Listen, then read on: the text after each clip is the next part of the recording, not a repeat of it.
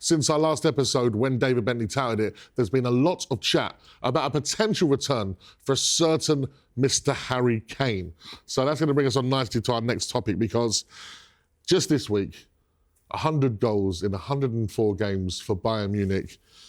Darren Ambrose, listen, you know how much me and you loved Harry Kane. Yep. He broke my heart. I'm going to say it to the camera. Harry, if I've ever said anything bad, I didn't mean it. I just want you back for good. Want you back for good, right? No, genuinely, listen, loved him. My son Leo loves him. Incredible player for Spurs. Has often been criticised for not showing up in the big moments. Best striker in the world.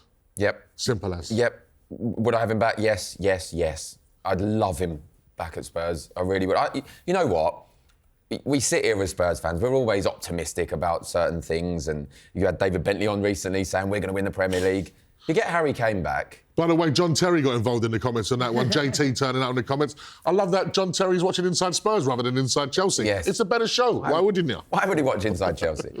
If you get Harry Kane back, I would probably say there's a real good chance we could win the Premier League. A real good chance. That guy is getting better and better. The criticism he takes, particularly from some English fans, England fans, when he plays for England, drops too deep. He is a goal machine, and he's only getting better. And some people question, well, it's only out there, it's only at Bayern Munich, it's an easier league. When he went there, everyone said, it's really difficult, he's not going to break Lewandowski's records, whatever.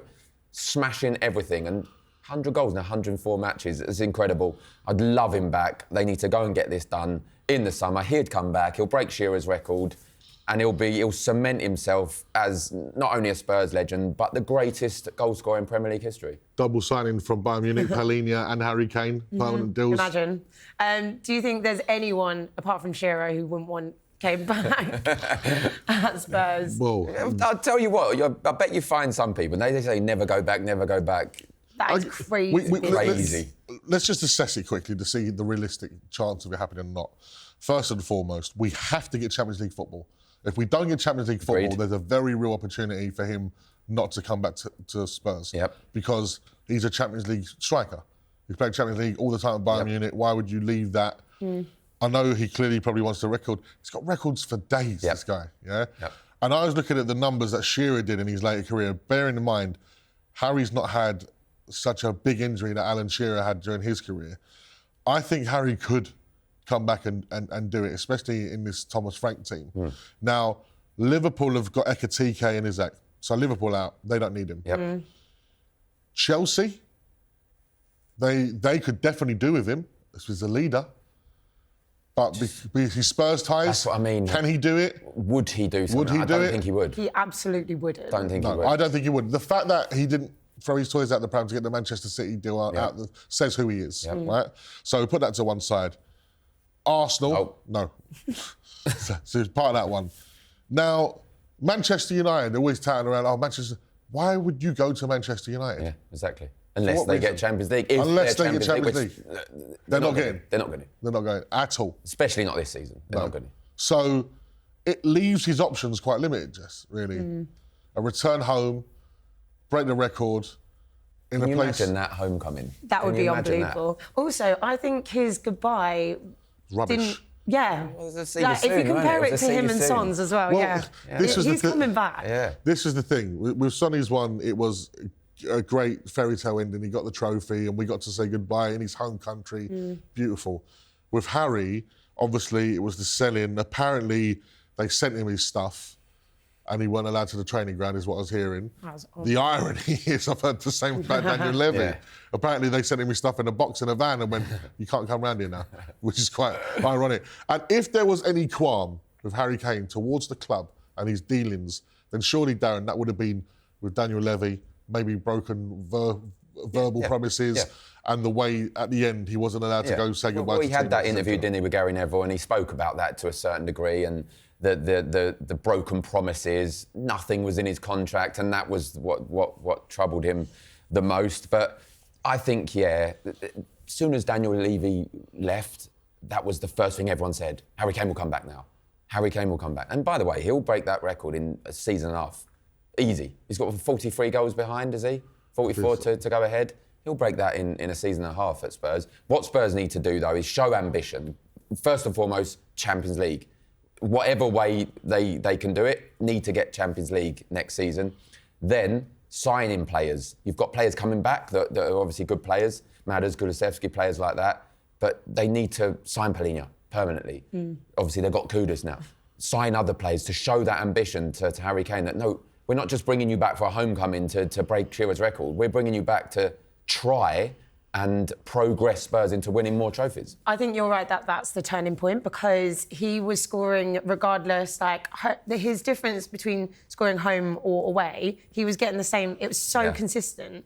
Like, when he left, all the stats are coming out. It was like if he got 23 goals at home, 24 goals at home, it'd be 23, 22 away. Yep. It didn't matter what stage he was on, he was going to deliver. So for him to come back, you're right, there needs to be a change. There needs to be we're serious about this. Yep. Yeah, it'd be an amazing acquisition, because you're looking into Spurs' forward line at the moment, and I feel that's a massive problem. Yeah. We've already chatted today about the possibility of Brendan Johnson being used as a false nine at some point. I think Richarlison started off the season so well. We thought, hang on, about World Cup year, Richarlison scoring bicycle kicks. Let's go. Comes off the boil a bit. Solanke injured, waiting for him to come back. Let's see what he's like under Thomas Frank. We do know that Frank and his staff develop strikers pretty well. But Harry Kane coming into that mix, if I believe it's the buyback's about 55, 60 million. The fact we sold it to 80, for him to have gone away... No-brainer. It's a no-brainer. And you talk about Vicario and the goalkeepers that the big sides around have. You mentioned them already, Liverpool, Arsenal, Chelsea, even Man United, they've all got their number 9. We're still talking, do we put Brennan up there? Yeah. Do we play with Charlotte? We still haven't got that focal number 9. Solanke, yes, but will he do what Harry Kane does? No, he won't. No. You need that person, that player, that before they even set foot on the pitch, the other team is going, they absolutely cannot get it anywhere near within, like, goal-kicking distance. Because at the minute, like we said, like, even Bren, like, he's tapping merchant. Like, you can't...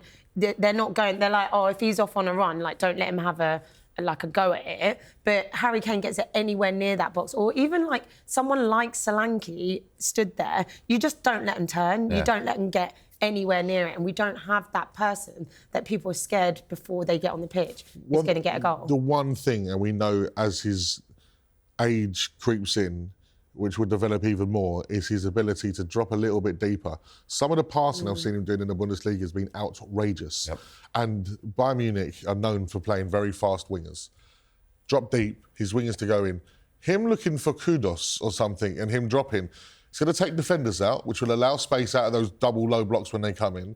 That's how Spurs were effective with Kane and Son. It was the Kane drop, the Son's gone, they turn around. Used to even do it. Remember that goal he scored in the Carabao Cup, where he's picked it up on the halfway line and Dele Alli's running behind. Those balls, that's what... He is a number 10 and a number 9. I remember years ago watching Match of the Day, and Shearer, when they asked Shearer, like, what kind of player is he? Is he like more like you? Is he sharing him? He goes, mate, he's both of us and better. Like, and he's right. He's right, he is. And I agree with you. I've watched some of these matches in the Bundesliga, some of the deliveries, and he just looks like he gets so much time wherever he is on the pitch, in terms of the finishing. He's so calm. It looks like he's got so much time. People say, why is he not getting shut down? Because he's so smart at his positioning. He'll get it, there's no one around, and his finishing is second to none at the moment. And he's the same with his assists as well. He drops deeper, loads of time, no one around him. Gets it, plays Elise, plays people in down the wings. Sensational, and make it happen. How do you mark someone like that as well? Like, how do you deal with that? Well, you double up on them and you create more space for other players. And we have got the other players. Does he come home, Jess? Yes or no? Yes. Does he come home? Yes. He's definitely coming. He's coming Don't home. excite me. He's coming home. This is like Christmas. It's like, you know when I've asked for something for Christmas, please. He's coming home. As I said, Harry, we love you. Come home.